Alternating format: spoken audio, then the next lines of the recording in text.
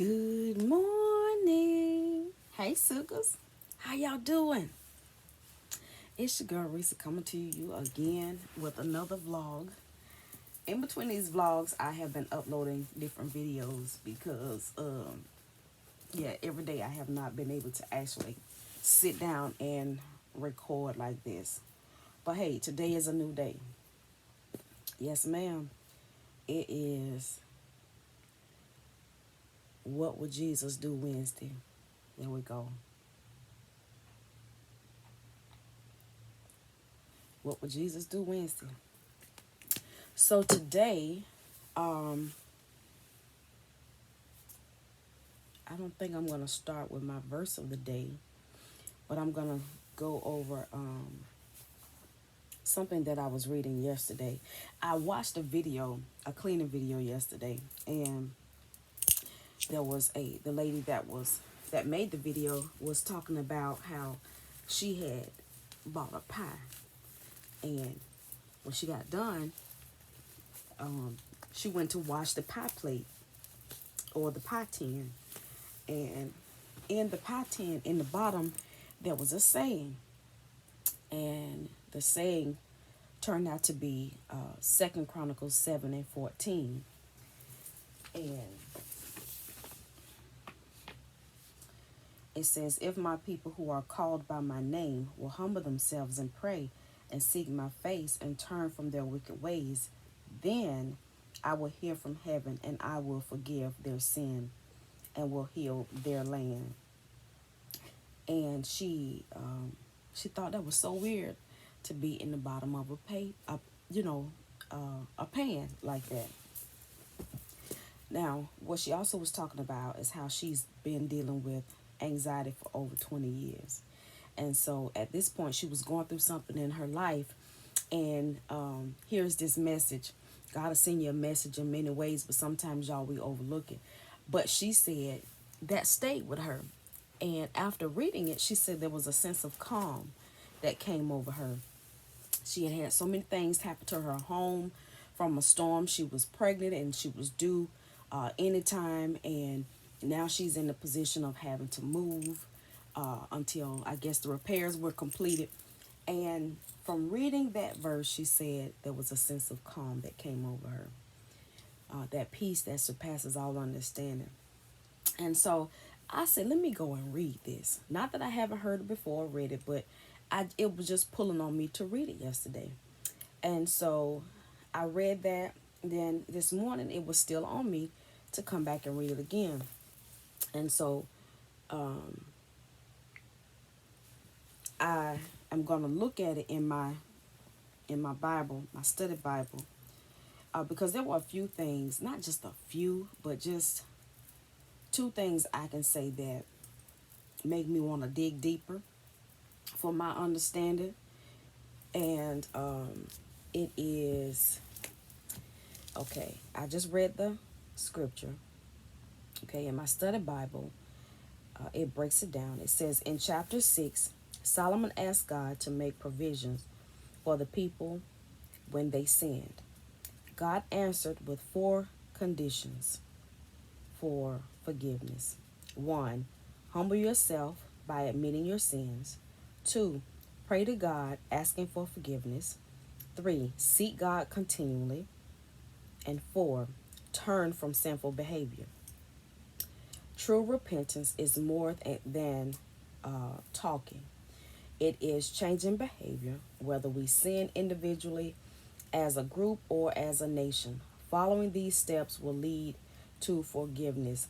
God will answer God will answer our earnest prayers. So that's what it says in my study Bible, my life application study Bible. And so I looked it up also in my Quest study Bible. And at the bottom it gives, and I'm going to show you. I know you're not going to be able to read it all, but there's the breakdown here. Okay. I haven't read this part, so I'm going to read it with you guys this morning. I hope y'all don't mind. It says, do God's promises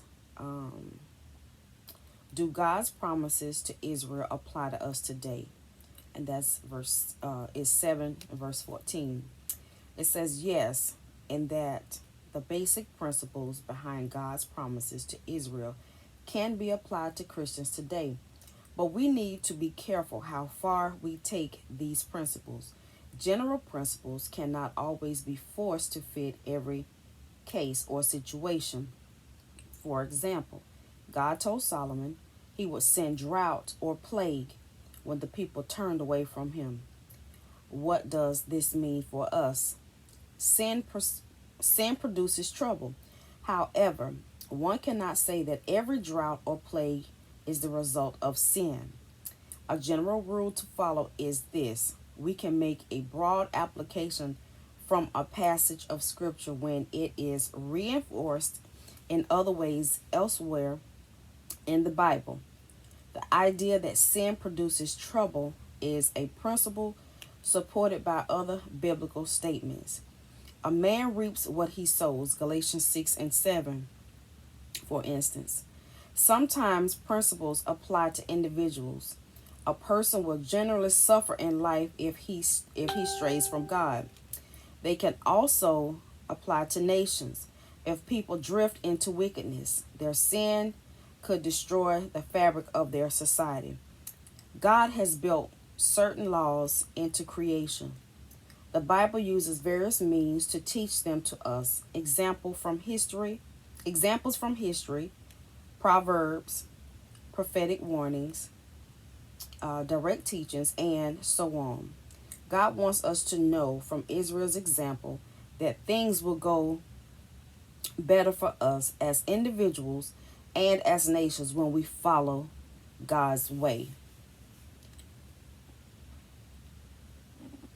Okay, so that was that.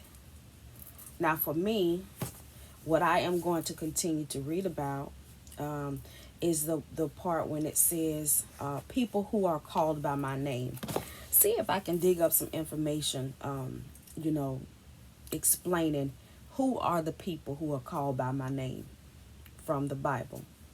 At that point, who was he referring to, and who does it refer to now? Okay, and wicked ways. Okay, sometimes we can hear things and not really know exactly what God considers to be wicked. Okay, wicked ways for us to have. If my people who are called by my name, let me underline that, are called by my name, shall humble themselves, okay, and pray, and seek my face, and turn from their wicked ways. Now, let me ask you this, and I hope you can, for those that want to participate. And it kind of gives you an idea of how people think and how we perceive things as the Bible is talking about. Okay, so for you, what does seek my face look like? What are some things that you do to seek God's face? Can y'all put it down below? Okay, and turn from wicked ways. What does that mean to turn from wicked ways, and how do you do it? You know, so I'm going to be looking at that. And then it says, then will I hear from heaven and will forgive their sin and will heal their land. So the called by my name, seek my face, and wicked ways is what I'm going to be reading on. I have some stuff pulled up on my computer about wickedness, and one of them says, what are the wicked ways in the Bible? And this is coming from a website called Learn Religions. Learn Religions. Ooh. The word wicked or wickedness appears throughout the Bible, but what does it mean and why? Many people ask, does God allow wickedness? The International Bible Encyclopedia gives the definition of wicked according to the Bible. The state of being wicked, a mental disregard for justice, righteousness, truth, honor, virtue. And then it says evil in thought and life, depravity, sinfulness, and criminality.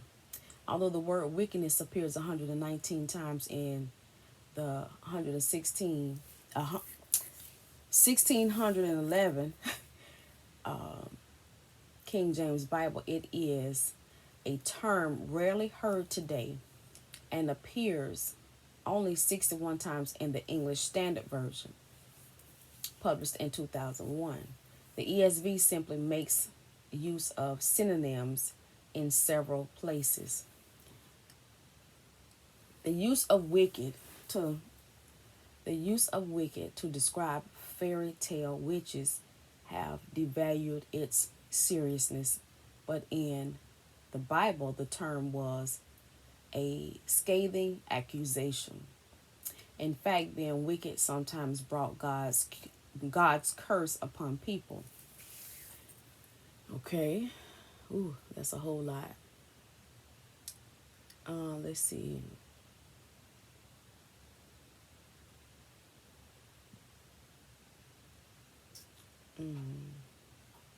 It says when wickedness brought death. After the fall of man in the Garden of Eden, um, this happened centuries before the Ten Commandments. Um,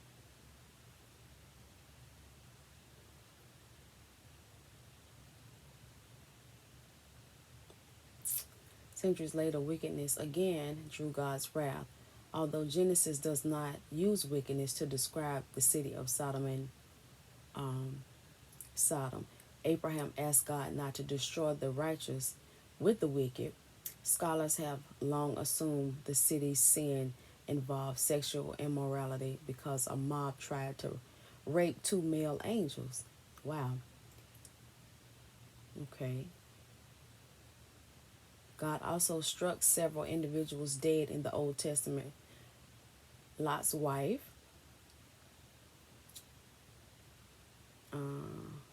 Ananias and Sapphira. In the New Testament, Ananias and Sapphira. Then it says how wickedness began in the Garden of Eden with Adam and Eve took their own way instead of God's. In the Bible, wickedness is associated with worshiping pagan gods, sexual immorality, oppressing the poor, and the cruelty in warfare. Even though Scripture teaches that every person is a sinner, few today define themselves as wicked. Wickedness, or its modern evaluation, evil tends to be associated with mass murders, serial rapists, child molestation, and drug dealers. In comparison, many believe they are virtuous. But Jesus taught otherwise. In his Sermon on the Mount, he equated evil thoughts and intentions with acts.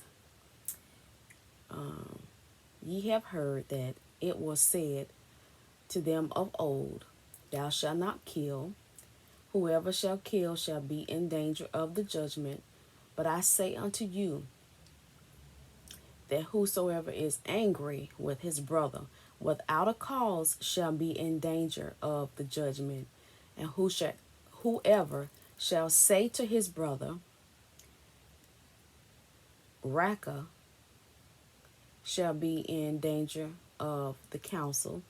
But whosoever shall say, Thou fool, shall be in danger of hellfire. That's Matthew 5:21-22.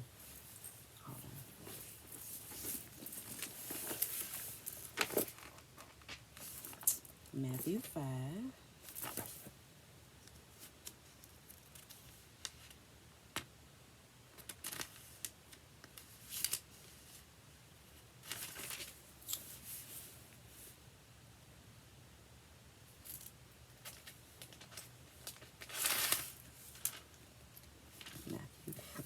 Excuse me, 21-22.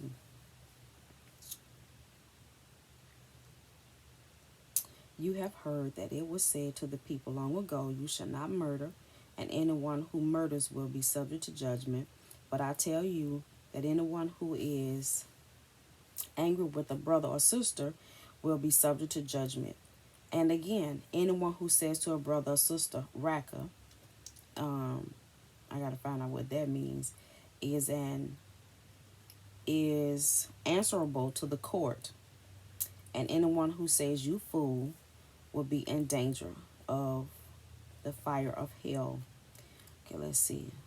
That is verse 22. What's so bad about name calling is what it's saying in this book. Okay. Sticks and stones and yes, words can harm others. Jesus traces sin to its inner source, the conditions of the human heart. Murder begins with a murderous attitude, that is, wishing harm to another person. Jesus considers the intent as dangerous as the act. What does raka mean? Come on now. The Aramaic word raka, derived from the Hebrew rak, meaning to be empty, refers to a vain, empty-headed, worthless person. Wow. While name calling or libel could land someone in court, it was far more serious to label someone a fool, since that term pronounced judgment on the person's inherent value. Viewing another person as utterly worthless is an attitude that leads to many other sins, including abuse, discrimination, and even murder. Wow. Teach us about our words, Lord. What was Jesus' concept of hell? The word hell is derived from whatever that is, Gehenna, which refers to the Hinnom Valley. See the map at the back of the Bible. That valley was where human sacrifices were offered to the pagan god Moloch. It subsequently became a dumping ground, a place of perpetual burning trash and smoldering garbage, as well as the place where corpses of criminals were discarded. Jesus described hell as a place of torment. That's Luke 16 and 23. Destruction and eternal fire. That's Mark 9 and 43. Where there is weeping and gnashing of teeth. Okay. Wow. And then at the bottom, it gives you 21 through 30. What is hell like? The Bible offers a variety of disturbing pictures of hell. Hell is described as a place of unquenchable fire. Mark 9:43. Condemnation, darkness, weeping and gnashing of teeth, chains, and judgment. While some of these images create an apparent conflict, fire and darkness together, they are a picture of misery. The clearest picture we have of hell comes from Jesus' parable of the rich man and Lazarus in Luke 16:19 through 31. In this parable, Jesus warned that the boundaries between heaven and hell are permanently fixed. While Lazarus entered a place of comfort, the rich man existed in torment, longing for even a drop of cool water. Listen, y'all. I was reading that the other day, Galen and I, and it was describing that there was this man that was paralyzed. He couldn't walk for some reason. And he was laying at the gate of this king. And they passed him by every single day. Didn't help him, didn't feed him, nothing. And so the man eventually died. And then sometime later, the king died. And in heaven, when the king got there, I'm not going to say he went to heaven. Well, at some point, when he passed, he saw the paralyzed man at the feet. Was it the right hand? I think it was at the right hand of the father, okay? And he was telling him basically, I'm so hot. Can you at least let the man come and dip his finger in the water and give me just a little drop of water? He said no. He said, well, can you at least send somebody back to warn my people to turn away from their wicked ways and stop doing this and stop doing that? He said no. He said because if you didn't listen, they ain't gonna listen. You know what I mean? Like, they didn't listen to Jesus Christ. And he was like, well, can he at least give me some water? He said, no. You got your reward already. Oh, my word. He said you did nothing to help him. You didn't bring him out of the element, basically. You didn't bring him in from outside and take him in and take care of this man and help him get back to health. You just let him stay there. You just let him die over. You didn't do nothing. You didn't feed him. You didn't give him shelter, nothing. So you got your reward. You were rich. You had everything that you needed then. You don't need nothing from me now. And that makes you think, y'all, how many times you pass by somebody and not offer any type of help. Whether buy them a tent. If they outside, buy them a tent. Buy them some food. Give them a couple of dollars. And just imagine that to get there, and then he said, yeah, well, that's all you get from me, because you got your reward. You live comfortably and did nothing to help anybody else. My God, today, do you hear me? So that made me think. And that's one thing about this that I enjoy, being able to sit down and do research and dig deeper. I know there's so much more to do, so much more, to read and bring in. And so that's what I'm going to do today. I am enjoying this. And this is 2 Chronicles. Let me 2 Chronicles 7. And it's 22 verses. So I'm going to let you guys hear it.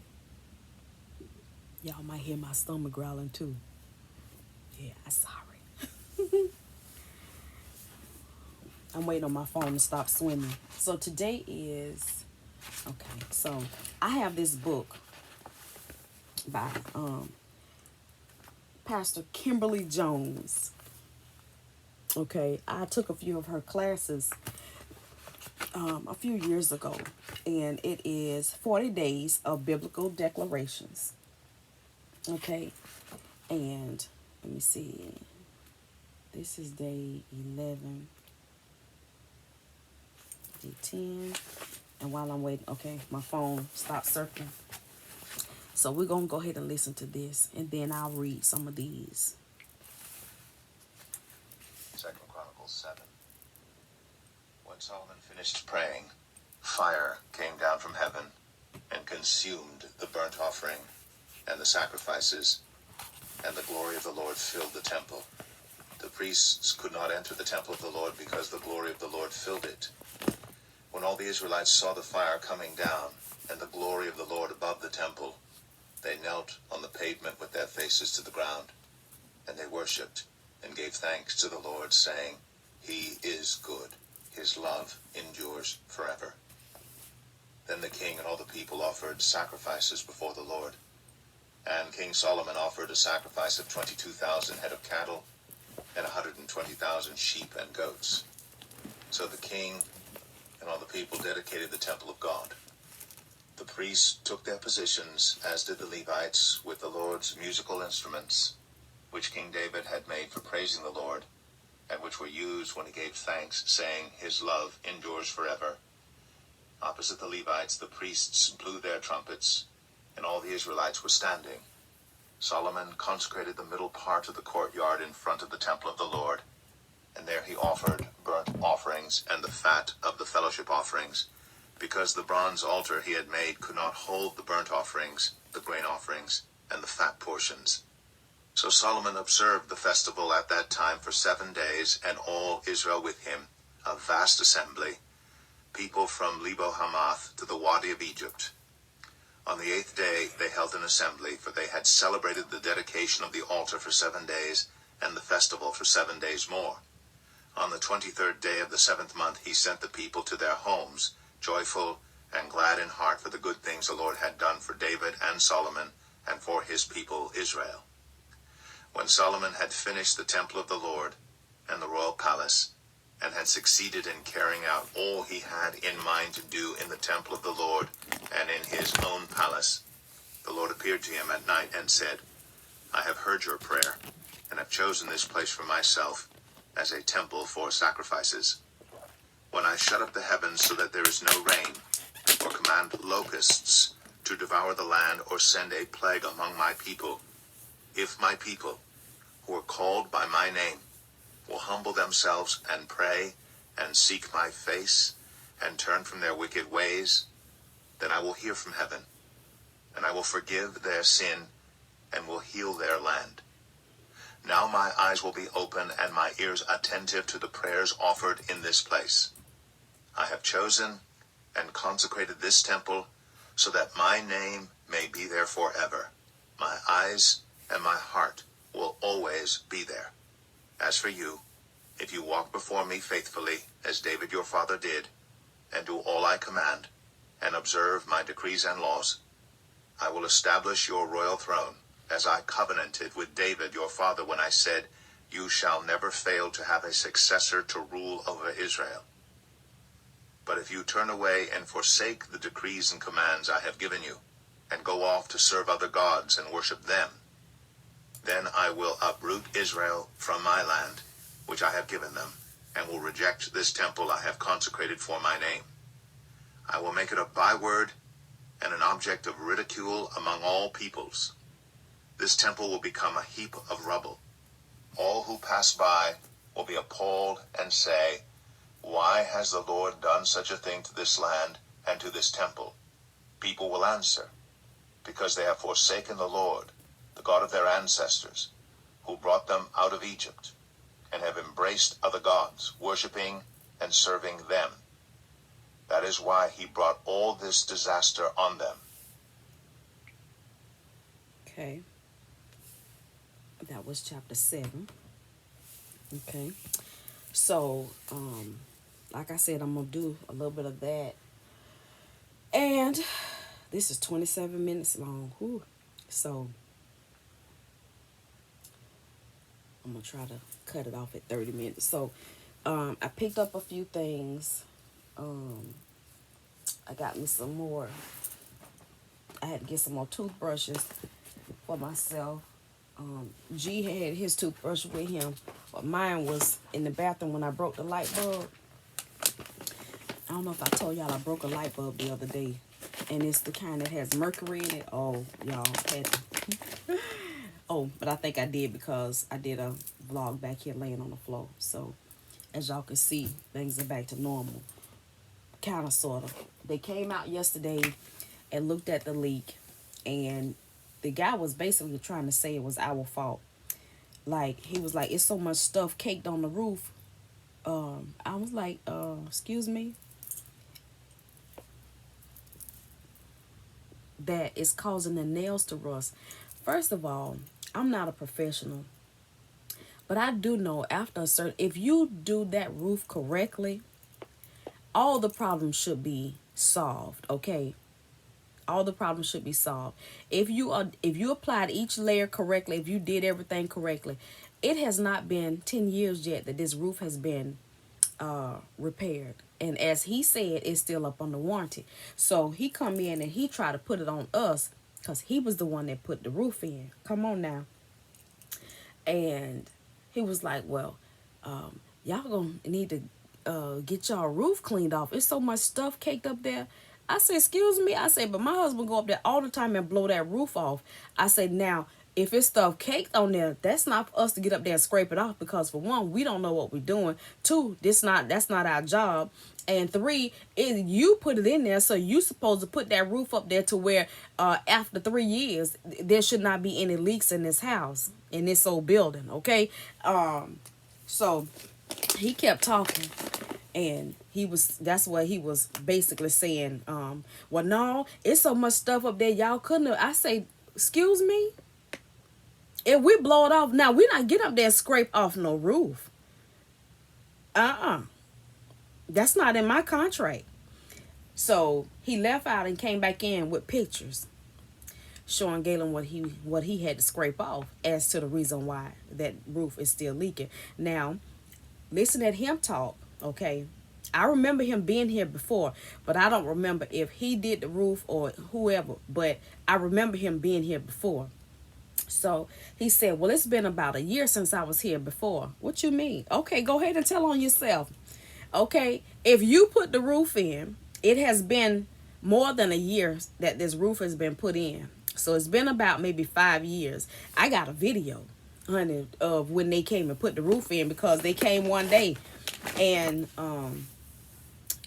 they had nails and stuff everywhere, because I had just gotten the black car and we had a nail in our tire from all the roofing nails and all that stuff. So it's been about maybe 5 years. And if you've been here more than once, what that say about your job? What did you do? Okay, that you have had to come back. He said, well, I was here last year and had to do some work over there to seal that. I saw. So if you did it last year, you did the roof. Okay. So we had it. I think we had 1 or 2 problems. We had 2 problems with the leak over there before they came and did the roof. Okay. So came and did the roof. So we've had another problem after they've put the new roof on. And then here it is again. Another problem. So if you put the roof on and you did it correctly, why is the same spot from day one still leaking? They paid you to put an entirely brand new roof. I mean, down to the bare bones. Good morning. How you feeling? You slept good? You sure sound like it. Grizzly Adams.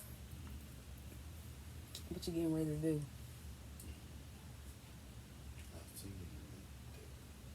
Take a bath? Okay. So, yeah, he came to say good morning. Y'all hear? So, I'm recording. Oh, good morning. So yeah, he came off as trying to say we the reason why that we didn't scrape the roof off enough, that is so much caked on there, and was saying that y'all need to get that the roof has so much debris on it, and that we need to. Then he tried to switch it up and say we need to get the trees. I say no, that ain't my job to get no trees cut. I say now, when we moved here and we started having problems with this leak, they came in with a tree trimming company and they cut those trees back. They actually, and the trees actually belong to the neighbors on the side of us. They're not in our yard. It's the neighbor's yard. So they cut this tree over here completely back. But honey, it's grown out again. And I know that's been about 6 years. So, and over there, I don't remember if they cut any branches from over there, because we weren't having, I don't think they did over there. But we had a leak on that side of the house, which is where my bedroom is, and there was one over here. That's why they put the whole new roof on, because it was in more than one spot. So now he basically is saying that the nails are rusting away. Well, he said that it's still under warranty, so that means you got to fix it. So when he came back to show Galen, he was talking to Galen, and Galen say, so what you trying to say is that it's our fault that this roof is leaking? He said, no, I'm not saying that. He said, well, that's what you just said, that we need to climb up there and get the roof cleaned off. We need to have the trees. He said, no, that's not your responsibility. He said, but that is not what you said out your mouth. So now he trying to clean it up, because he see Galen got upset. And our ladder is at the front door. Galen literally the other day got up there and got most of that stuff off of there. And so he left the ladder at the front door. I know if y'all looked at a few of my videos and I tell y'all that Galen's been doing something with that ladder, it's at the front door, so y'all don't pay it no mind. Because we've had storms during it every day, and like big branches and stuff fall on top of the house. You know, he get up there and do what he can.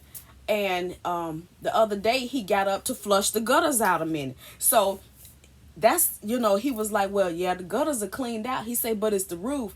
That's not our job. He was like, well, no, it's not your job. They need to have somebody to come out and keep the roof cleaned off. I said, well, then you need to tell them that. Don't come in here telling us about what the problem is. See, he trying to cover his behind because they done paid him umpteen thousands of dollars to put a brand new roof on this place.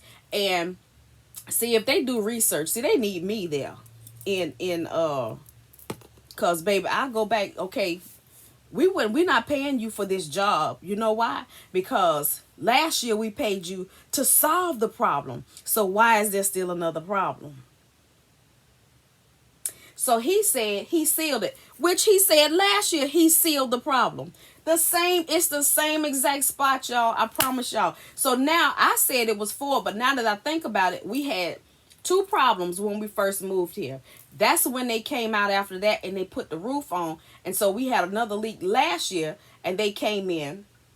I don't know if that was last. That wasn't, I don't think, was it last year? He said it was last year because they probably brought that up to him that you were there last year. But I know there was a time they came in and put the brand new carpet in here because of that leak.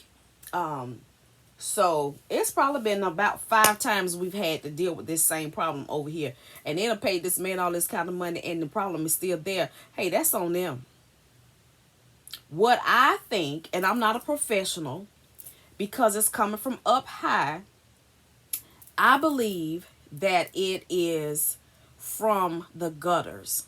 The way that they attached it to the house. Because when the gutters get full, all that rain like that, because how is it getting like right up there?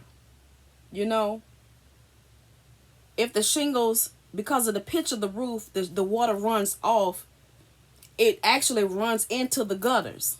And so when it's constantly raining like that, they get full, it overflows.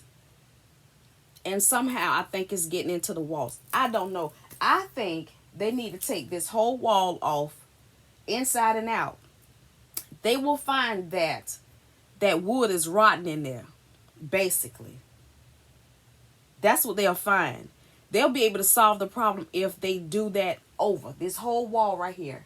If they do it over and seal it, put caulking up underneath the wood, although I don't know if that's the correct thing, but some kind of way to seal between, because this was a concrete slab.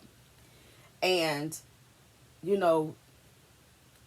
it's not like you had wood that you put down in the dirt or whatever, and you can put however they do it, but up under here is concrete. There's no, what they call it, that subfloor, like they would use plywood or whatever type of subflooring they would use. That's not up under here. So because when you use wood and you put the wood, the 2x4s or whatever they use to build a wall, you can even caulk around that. You put that insulation in the wall and all of that. That kind of gives you a little protection, but this is concrete.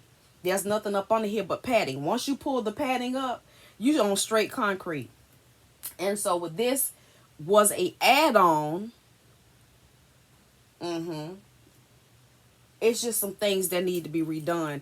The lady next door, this was the house that she grew up in, and she said there was a fire in this house where the fireplace was.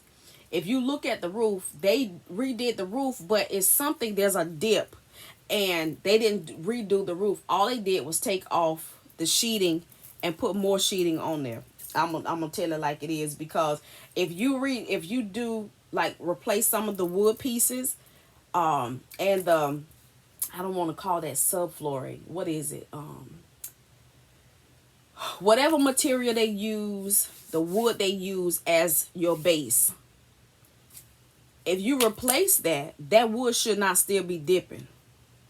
You should be able to look at this house and not even know that there was a fire. You should be able to look at the roof and not even see that there's a dip, if it's done correctly, and it is not.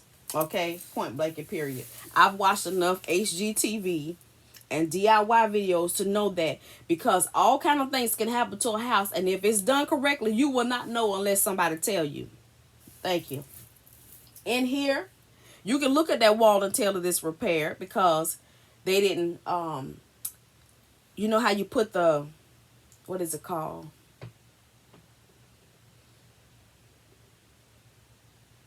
I can't think of the name of it.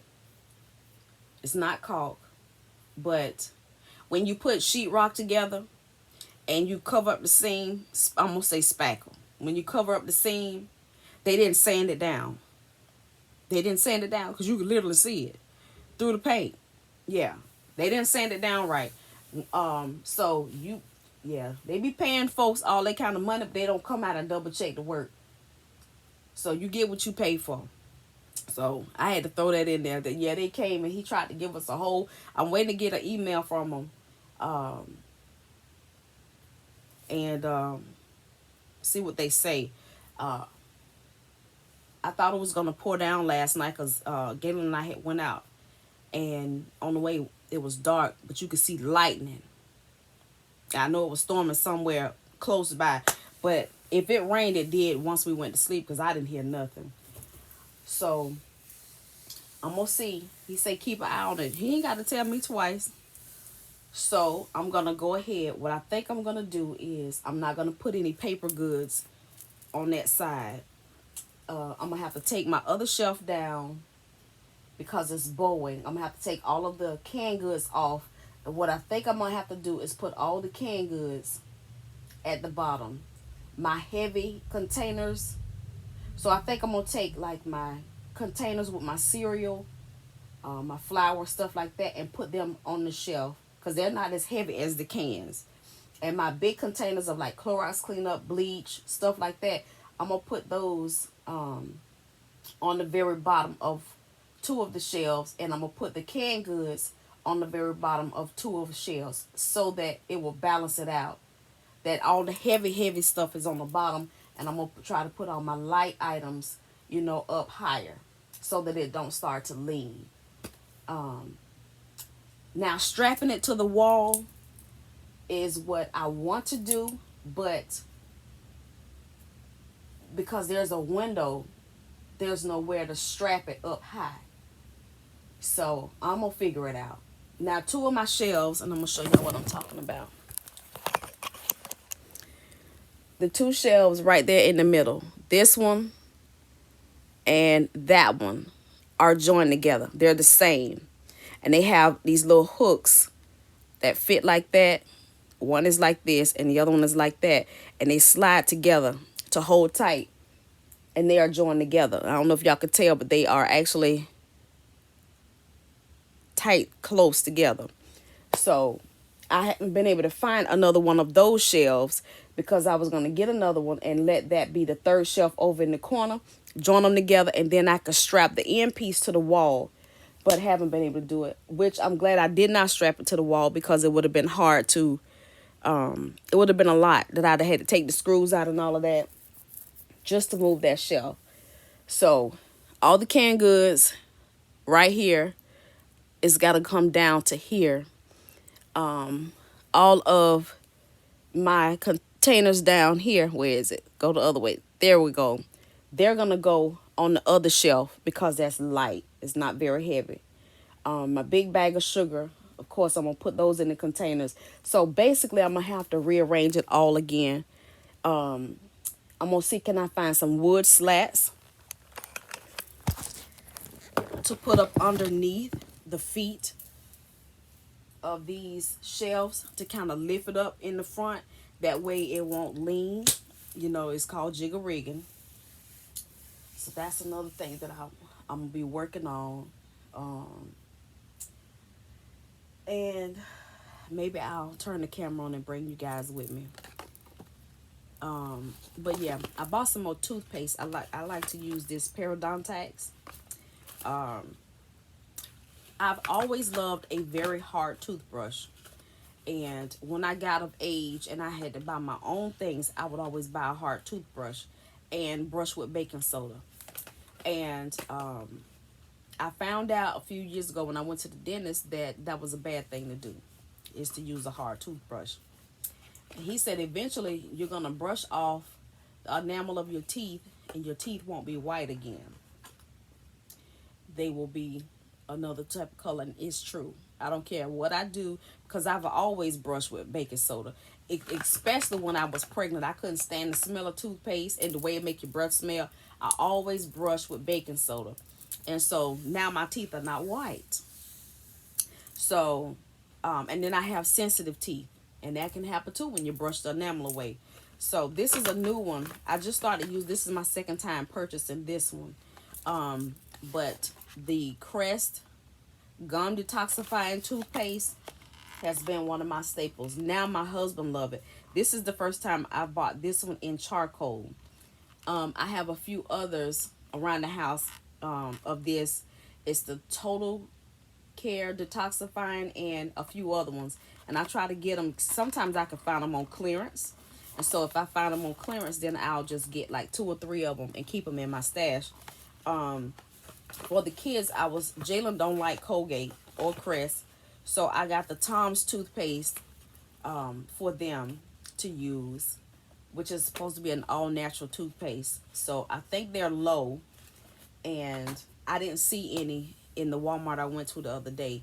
So that'll be the next thing of like personal hygiene things that I need to get for them is some toothpaste. I got some mouthwash. I don't know where that's at. I think they might have put it in the bathroom. I tried to get some Tom's mouthwash for them, especially for Corey with the allergies.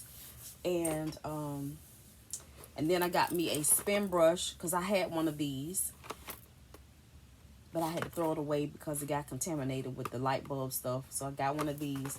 And then I like to get some extra. I got a big pack of toothbrushes up there that's in my stash. But I'm going to tell y'all while I got these because they cute. Look at the colors on those toothbrushes. And it was only $1 and some change for 6 brushes. And they have caps on them. Come on, open up.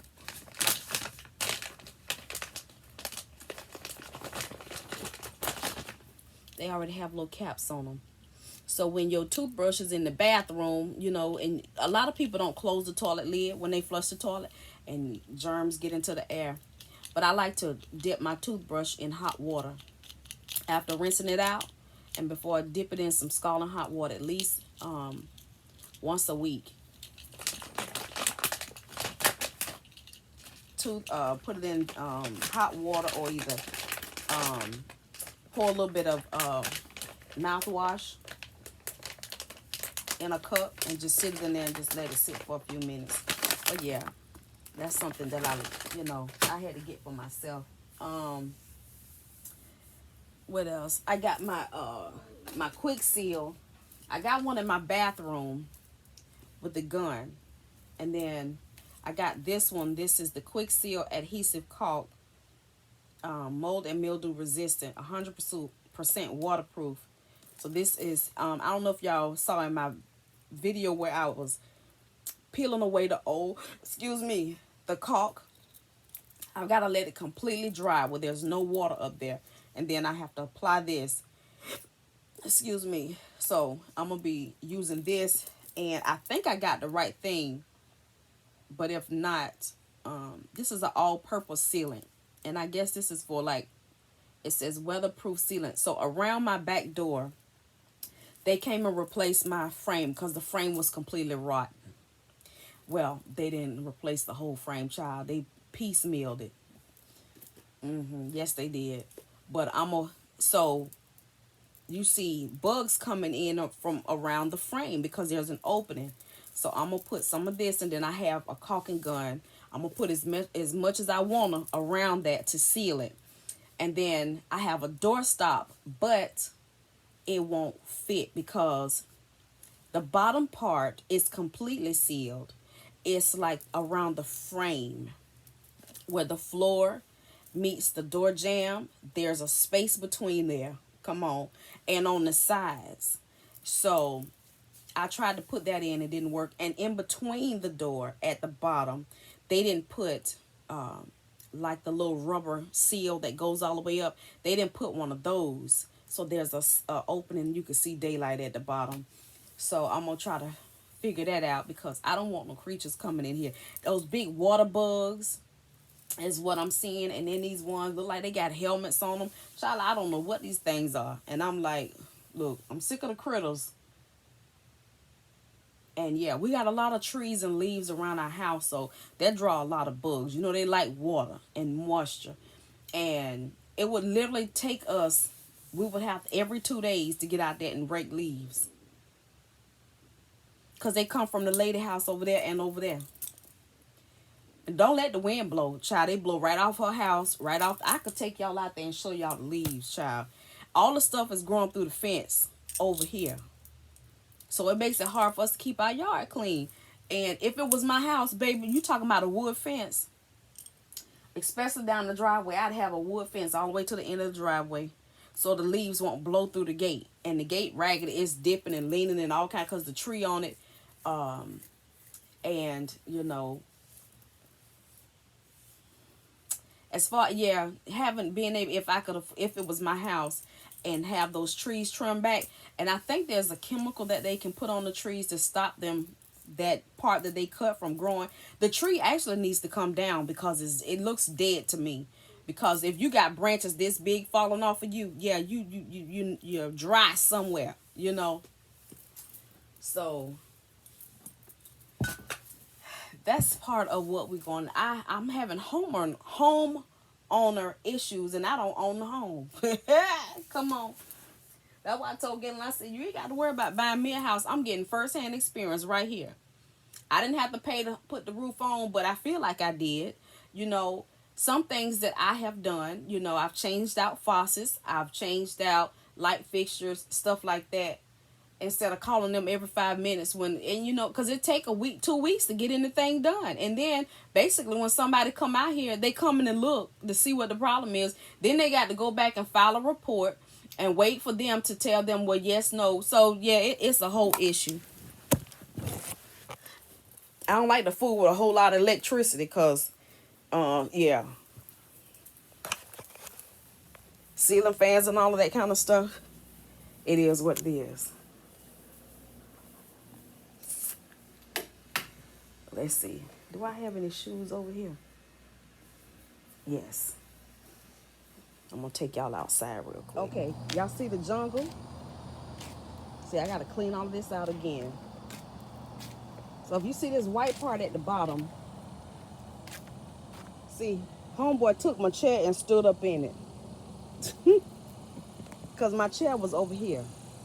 But this white part is what he called, when he came and put that down there to seal the water from getting in at the bottom. Well, I see that that's not working. And you see, around the windows need to be caulked. They didn't do any of that either.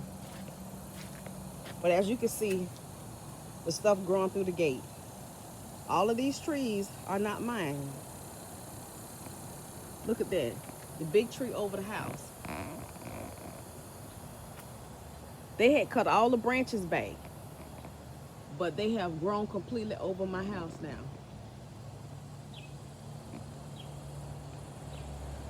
All the way out. So yeah. And we just got the yard. Y'all wouldn't believe this was blown out yesterday. Isn't that decrepit? The yard, and see when it rains, see, look at all this stuff. This is the stuff he brushed off the top of the house. But the leaves are still falling. Look at the branches falling. This give me the creepy crawlies. Do y'all hear me? We had this cleaned all out. Darian and Galen cleaned it all out and put mulch down. You can't see a bit of mulch nowhere. My rugs have had it, but I'm gonna try to pressure wash them.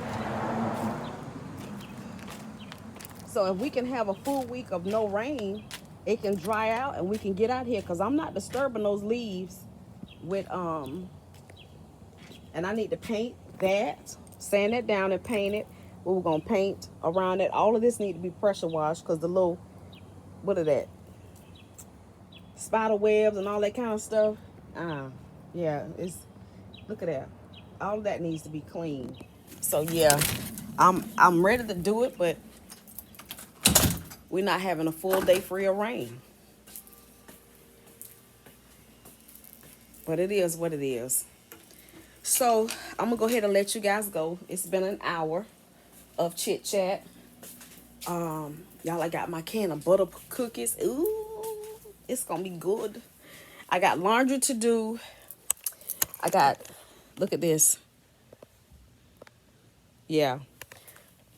So I don't know if y'all can tell how it's bowing from here down to there.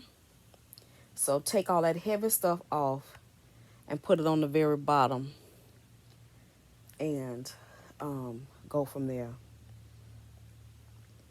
See, they're joined together. See how tight that is right there? They join together from here all the way. There's a seam right there that's joined together. So if I can find another one of these, you see how it's made? There's the other piece on the other side will fit into there. And it's actually leaning forward. I can see it because there's a lot of room from the wall. Like if I can push it back. Y'all see how much room from the wall? So it's leaning forward. Yeah. I don't want the thing to fall over because that really would be a mess. All the stuff that's glass would break. So I think over here, I'm going to put storage containers because I moved all of this stuff from over there. I really don't know what to do, y'all. I may have to. I don't want to get rid of these shelves because they hold up to 750 pounds. I don't know. Maybe it's the way that it's. Maybe I can reposition it and see if I can get it right. So I'm gonna try that. I don't know if I'm gonna do that today, but we'll see. And I love y'all to life. I thank you guys for watching. All right, guys. Thank y'all. Bye, Suga.